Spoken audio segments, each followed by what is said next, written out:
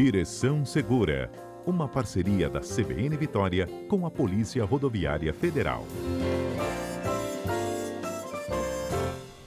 Ludmila Tavares está conosco ao vivo. Vamos relembrar um pouquinho, gente, né? E a gente vem tratando desse assunto aqui em outras oportunidades, os acidentes gravíssimos quando envolvem motociclistas, né? Que estão completamente desprotegidos ali no trânsito, né? Assim como os ciclistas e os pedestres. Eles não estão dentro daquela chamada caixa-carro, né? Que, de certa forma, é a primeira barreira de proteção. E nesse final de semana foram acidentes gravíssimos registrados, inclusive com morte, né, Ludmila? Isso mesmo, Fernanda. Bom dia a todos, nossos ouvintes.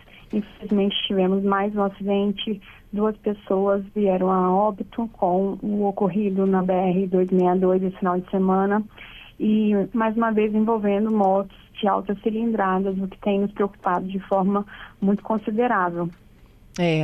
Tinham 2 subindo, né, para a região serrana. Isso. E 2 descendo, e eles colidiram. Um deles colidiu, né? Justamente. E aí, Fernando, o que a gente tem verificado nos últimos meses é um aumento, né, dessas pessoas que utilizam as motos de altas cilindradas para poder fazer esse percurso Vitória-Pedra Azul. E, infelizmente, essas pessoas, por estar portando um veículo de alta capacidade, eles querem utilizar esses veículos para ver o máximo de sua potência. Só que eles se esquecem que a velocidade média da 262 é 60 km por hora. Uhum. Isso se dá por quê? Porque vários trechos da BR é cortada por áreas urbanas. Nós temos isso em Viana, nós temos isso em Marechal. Então, você precisa ter uma velocidade compatível com as pessoas que trafegam nas proximidades. Tem várias entradas e saídas de localidade, por isso a grande maioria do trecho é 60. Em um ou outro trecho você consegue ter a velocidade máxima de 80 km, mas é bem raro. E altamente sinuoso, né? Justamente, é um trecho altamente sinuoso, que já, além de ser um trecho com várias questões urbanas, você tem um trecho com muitas curvas sinuosas, curvas perigosas, e os motociclistas, não digo todos, mas uma grande maioria, querem utilizar seus veículos, suas motos, e acabam colocando a sua vida em risco e a vida dos outros que utilizam as vias, né? E isso tem nos preocupado. Como é que a gente, de certa forma, né, chega até eles?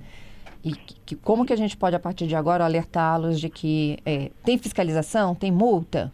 Sim. Então, as nossas fiscalizações, elas já são intensificadas nos finais de semana, porque é um período em que essas motos de alta velocidade, elas costumam fazer essa subida. Nós vamos aumentar ainda mais as fiscalizações nos finais de semana e nós precisamos principalmente da conscientização desses motociclistas. Infelizmente, muitos deles, Fernanda, utilizam equipamentos proibidos, só para não serem flagrados, por exemplo, pelos radares. Eles utilizam mecanismos chamados antirradares para que as placas não sejam verificadas. Eles utilizam equipamentos barulhentos, escapamentos barulhentos, que também com uma forma de atrapalhar a questão da questão sonora, né, de quem trafega nas rodovias. Então, a PRF ela vai intensificar ainda mais, porque as fiscalizações já são realizadas todos os finais de semana, mas ela vai intensificar ainda mais as fiscalizações para que eventos como esse não voltem a ocorrer. Uhum. Como é que é? Eles usam equipamentos para disfarçar o quê? A placa? Sim, infelizmente. Tem uns equipamentos que nós chamamos antirradares, que os motociclistas, não são todos, né? Mas a grande maioria, principalmente aqueles que querem fazer manobras arriscadas, manobras imprudentes, que coloquem ele em risco ou em outros passageiros, outras pessoas em risco, o que eles fazem? A placa, ela vai ficar de uma forma que ele facilmente consegue rebater a placa. Ele consegue manobrar a placa, que a gente fala que é um sistema anti-radar. Então, quando ele vai passar próximo ao radar ou próximo a algum local que ele verifica que pode ter câmeras, ele vai subir a placa dele. Então, isso dificulta na hora da identificação. Mas essas motos já estão nos nossos radares, nossas equipes têm verificado quem são essas pessoas, porque eles se reúnem em grupos, eles têm grupos de WhatsApp, que eles combinam essas subidas, e muitos deles combinam já falando o que vão fazer, vão empregar velocidades até determinada, acima do limite, e fazerem manobras arriscadas. Então, é isso que a gente tem que evitar e, principalmente, a gente precisa que esses motociclistas conscientizem, porque além da vida dele estar em risco, ele está colocando outras pessoas em risco também. Então, isso é o mais importante, Fernanda, a conscientização deles. Entendido. Nossa, eu estou horrorizada aqui, como eles são. Outros ainda, Fernanda, pra você ter ideia, né, como que alguns, vou frisar mais uma vez, não são todos, mas aqueles que não querem ser pegos, vamos dizer, pela fiscalização, eles utilizam esses equipamentos anti-radares, eles retiram os retrovisores, eles colocam iluminação na rabeta para também dificultar a verificação das placas, tudo isso como forma de se esquivar da fiscalização. Mas a PRF vai intensificar ainda mais a fiscalização com o objetivo de identificar e aplicar as multas necessárias a esses motociclistas que colocam sempre a vida em risco e também estão colocando a vida dos outros que trafegam na 262 e demais rodovias também. Uhum.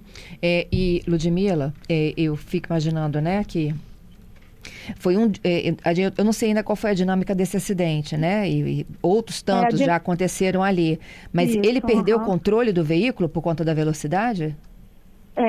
Provavelmente sim, porque a pista não tinha nenhuma característica que poderia fazer com que ele derrapasse, como cascalho, óleo, algo do tipo. E na curva ele perdeu o controle e fez com que ele atingisse outras motos, né? Então, uma pessoa acabou acarretando um acidente grave, o óbito dele, e que veio a ocasionar o óbito de um outro motociclista. Uhum. E, Fernanda, essa velocidade, a gente tem que frisar isso, a velocidade que a sua moto ou o seu equipamento, existem muitas pessoas que têm equipamentos que eu digo os veículos, né, que chegam a 250 km por hora, motos de 300 km por hora, mas existem ambientes controlados para isso, exemplo, autódromos. Você não pode fazer no seu veículo ou da rodovia federal um autódromo, então você tem que estar de acordo com as normas. Se a BR está ali a 60 km por hora, tem um motivo. Ali é um local que passa muitos pedestres na região da cidade e é uma região altamente sinuosa, então você vai colocar em risco a sua vida. Uhum. Olha só, e tem vários ouvintes aqui dando registro deles. O Hélio diz, na Rodovia do Sol é um terror. Não é só na 262, não. Durante a madrugada é descarga aberta, inclusive. Muito problema, muito barulho, viu? Verdade, verdade. Infelizmente, na Rodovia do Sol, alguns trechos da 101, que são trechos mais retos, né? Essas pessoas se utilizam para fazer isso, para utilizar, né, esses equipamentos, esses escapamentos, né, que são altamente barulhentos e também que são objetos de infrações. Tem um outro ouvinte aqui, o Gladson, dizendo que tem que fazer uma mudança na legislação, né, Patrícia? Educação efetiva, só multar, não, a gente não consegue trazer mudanças. Exatamente. Ele fala que a gente sempre bate na mesma tecla, inclusive a PRF, da questão da imperícia, muitas vezes, da imprudência. Então, é necessário investir em educação para que isso possa entranhar realmente. Ele até sugere uma enquete para a gente, Fernanda, para perguntar quantas pessoas leram efetivamente o Código de Trânsito Brasileiro.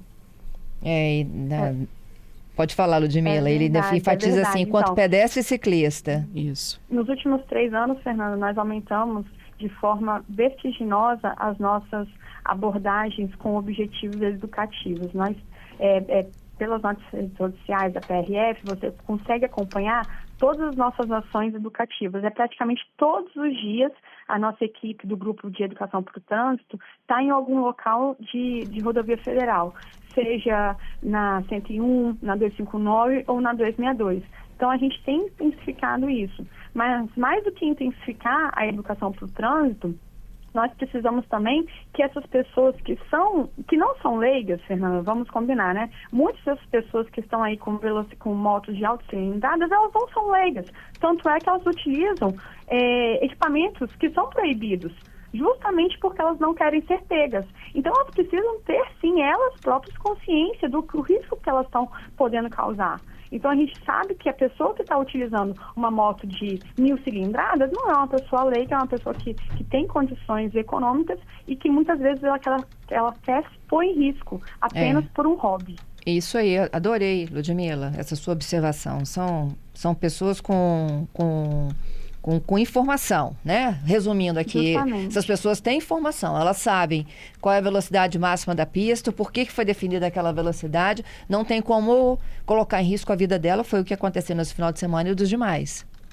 Justamente, e muitas vezes elas querem se colocar em risco apenas como um exemplo de hobby e até mesmo para sentir uma adrenalina. Só que ela esquece que não é só a vida dela que está sendo colocada em risco, mas a vida de todos que também estão utilizando as rodovias federais. E isso é o que é mais importante. A gente precisa ter essa consciência, porque a nossa fiscalização ela vai ser efetiva a partir do momento em que os condutores, motoristas tenham também essa consciência de que as suas atitudes são, sim, essenciais para um trânsito seguro. Excelente. Ludmila, eu te agradeço pela participação, viu? Eu que agradeço e a PRF está à disposição de todos.